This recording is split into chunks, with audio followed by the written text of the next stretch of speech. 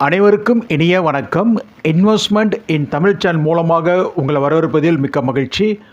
பொதுவாகவே கவர்மெண்ட் சைடில் இன்வெஸ்ட் பண்ணுற அமௌண்ட்டுக்கு நமக்கு சேஃப் அண்ட் செக்யூர் இருக்கும். அதே மாதிரி கவர்மெண்ட் பாண்ட்ஸில் இன்வெஸ்ட் பண்ணுற அமௌண்ட்டுக்கும் நமக்கு சேஃப் அண்ட் செக்யூர் இருக்கும்.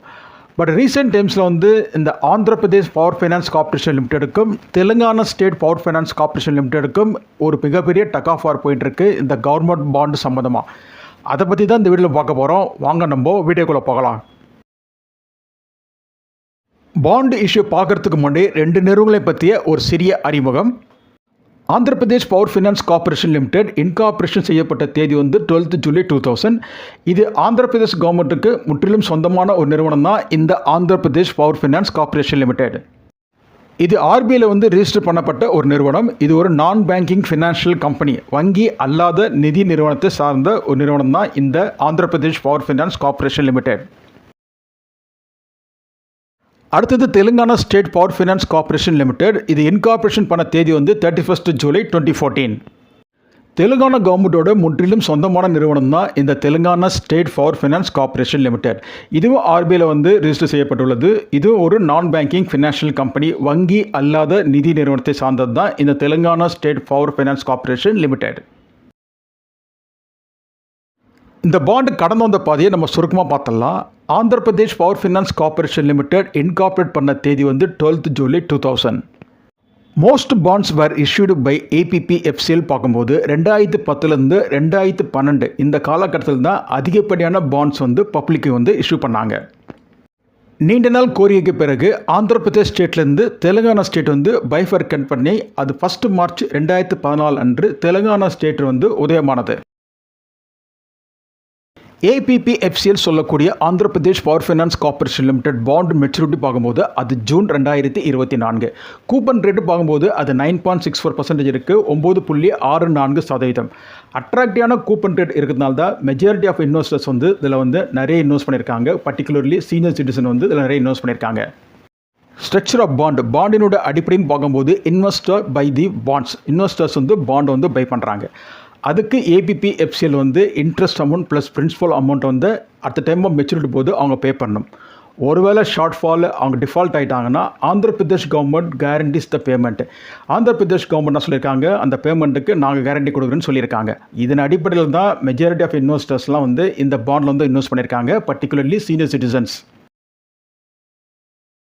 இந்த டோட்டல் பாண்ட் சைஸ்ன்னு பார்க்கும்போது 5894 கோடி. டோட்டல் பாண்ட் சைஸ் ஆந்திர பிரதேஷுக்கும் தெலுங்கானாவுக்கும் பர்சன்டேஜில் பிரிக்கும் போது ஆந்திர பிரதேஷ்க்கு 40.50% இருக்குது, தெலுங்கானாவுக்கு 59.50% இருக்குது. இதே பாண்ட் அமௌண்ட்டாக பார்க்கும்போது ஆந்திர பிரதேஷுக்கு 2385 கோடி, தெலுங்கானாவுக்கு 3509 கோடி. டியூஸ் பெண்டிங் பார்க்கும்போது ஆந்திர பிரதேஷ் சைட்லேருந்து நெல், தெலுங்கானா சைட்லேருந்து பார்க்கும்போது 1927 கோடி ஸ்டில் அவுட்ஸ்டாண்டிங் டியூ இருக்குது இன்வெஸ்டர்ஸ்க்கு. இந்த பிக்சரை பாருங்கள். சென்டர் ஃபோட்டோகிராஃபில் mister Rakesh Saksharia 68 years old, ஒரு சீனியர் சிட்டிசன். இந்த பாண்டில் 60 lakh இதில் இன்வெஸ்ட் பண்ணியிருக்காரு.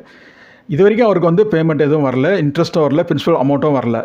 அவர் சொன்ன காரணம் பார்த்திங்கன்னா we invested because of state guarantee. State guarantee கொடுத்ததன் பேரில் தான் இதில் தான் இன்வெஸ்ட் பண்ணேன், ஆனால் இது வரைக்கும் எனக்கு பணமே வரலன்றது சொல்லியிருக்காரு. இந்த பிக்சரோட லெஃப்ட் ஹேண்ட் சைடு பாருங்கள். Mister Prayog Raj 65 years old, another senior citizen. இதில் 20 லட்ச ரூபா அவர் இன்வெஸ்ட் பண்ணியிருக்காரு. மெச்சூரிட்டி டேட்டு கடந்தும் 6 மாதம் கழித்து எனக்கு இன்னும் என்னுடைய பிரின்சிபல் அமௌண்ட்டும் இன்ட்ரெஸ்ட் அமௌண்ட்டும் வரலன்றது அவர் சொல்லியிருக்காரு. இந்த பிக்சரோட ரைட் ஹேண்ட் சைடில் இருக்கிற Mr RK Tandon 71 years old, another senior citizen. 10 லட்ச ரூபா அந்த பாண்டில் இன்வெஸ்ட் பண்ணியிருக்காரு. அவர் என்ன சொல்லியிருக்காருன்னா, we are senior citizen and the small amount means a lot to us. சின்ன அமௌண்ட் இருந்த போதில் இது பெரிய விஷயங்களுக்கு என்ற மாதிரி சொல்லியிருக்காரு. இந்த இன்ஃபர்மேஷன் மின்ட் என்ற வெப்சைட்லேருந்து எடுக்கப்பட்டது, தேங்க்ஸ் டு மின்ட். இது மாதிரி நிறைய பேர் இந்த பாண்டில் இன்வெஸ்ட் பண்ணியிருக்காங்க. மெச்சூரிட்டி டேட்டை கடந்து அவங்களுக்கு இன்னும் இன்ட்ரெஸ்ட் அமௌண்ட்டும் ப்ளஸ் பிரின்சிபல் அமௌண்ட்டும் சேராமல் இருக்குது. சில பாண்ட் ஹோல்டர்ஸ் பேமெண்ட்ஸ் ரிசீவ் பண்ணிட்டாங்க. நிறைய பாண்ட் ஹோல்டர்ஸ் இன்னும் அவங்களுக்கு ரிசீவ் பண்ணாமல் இருக்காங்க. இந்த மெத்தட் ஆஃப் ஸ்பிளிட்டிங் பாண்ட்ஸ் இருக்கு இல்லைங்களா, ஆந்திர பிரதேஷ்க்கு இவ்வளோ பர்சன்டேஜ், தெலுங்கானாவுக்கு இவ்வளோ பர்சன்டேஜ்ன்றது ஒரு கான்க்ரீட்டாக எந்த விதமான அக்ரிமெண்ட்டும் இருக்கிற மாதிரி தெரில in between Andhra Pradesh and தெலுங்கானாவுக்கு.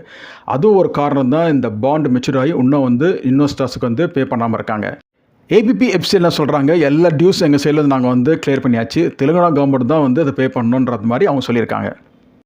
Telangana என்ன சொல்கிறாங்கன்னா, பாண்ட் இஷ்யூ பண்ணும்போது தெலுங்கானான்ற ஸ்டேட்டே கிடையாது, நீங்கள் எல்லாமே வந்து ஆந்திர பிரதேஷ் கவர்மெண்ட் தான் கேட்கணும் சொல்லி தெலுங்கானா என்ன பண்ணுறாங்க, வந்த பாலை திருப்பி அவங்ககிட்ட அனுப்புகிறாங்க. எக்ஸ்பர்ட்ஸ் என்ன சொல்கிறாங்கன்னா, பாண்ட்ஸ் அலாட்டட் டு தெலுங்கானா சைடில் அலாட் பண்ண பாண்டில் தான் வந்து faces delay payment of interest and principal. Interest பேமெண்ட்டும் பிரின்சிபல் பேமெண்ட்டும் இன்வெஸ்டர்ஸ் போகாத காரணமே வந்து தெலுங்கானா சைடில் பண்ணுற டிலே தான் காரணன்றதை சொல்லியிருக்காங்க. 2 கவர்மெண்ட் சைடிலும் பல சுற்றுகள் பேச்சுவார்த்தைகள் இருந்த போதிலும் சொல்யூஷனே எட்டாமல் ஒவ்வொரு நாளும் கடந்து போயிட்டு தான் இருக்குது. இன்வெஸ்டர்ஸ் யாருமே at the time of investment பாண்டில் இன்வெஸ்ட் பண்ணும்போது யாருமே நினச்சி பார்த்துருக்க மாட்டாங்க இந்த பாண்ட் வந்து இவ்வளோ ப்ராப்ளத்தை வந்து சந்திக்கின்றது. இதெல்லாம் வந்து அத்தி பூத்தால் போல் நடக்கிற ஒரு விஷயம். நான் இது வரைக்கும் இந்தியாவில் வந்து இது மாதிரி ஒரு சுச்சுவேஷன்லாம் வந்து நான் பார்த்ததே கிடையாது, கேள்விப்பட்டதும் கிடையாது.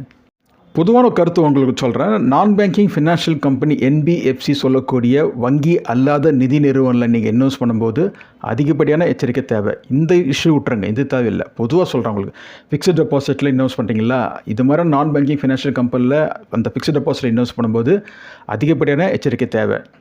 நான் பேங்கிங் ஃபினான்ஷியல் கம்பெனி சொல்லக்கூடிய வங்கி அல்லாத நிதி நிறுவனத்தில் நீங்கள் ஃபிக்ஸ்ட் டெபாசிட்டில் இன்வெஸ்ட் பண்ணும்போது கடன் மதிப்பீடை பாருங்கள், கிரெடிட் ரேட்டிங் கண்டிப்பாக பாருங்கள்.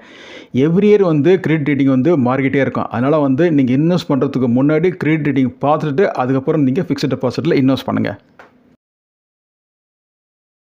இந்த வீடியோட இறுதி பகுதி வந்துட்டும். இதில் கூறப்பட்ட கருத்துக்கள்லாம் ஒரு தெளிவான விளக்கத்தை உங்களுக்கு கொடுத்துருக்கோம் நம்புகிறோம். உங்கள் மேலான கருத்துக்களை என் கமெண்ட் பாக்ஸில் தாராளமாக கமெண்ட் பண்ணுங்கள். இந்த வீடியோ பிடிச்சிட்டா கொஞ்சம் சப்ஸ்கிரைப் பண்ணுங்கள், லைக் பண்ணுங்கள். குறிப்பாக இந்த வீடியோ வந்து ஃப்ரெண்ட்ஸ் ரிலேட்டிவ் கொஞ்சம் ஷேர் பண்ணுங்கள். நன்றி, வணக்கம்.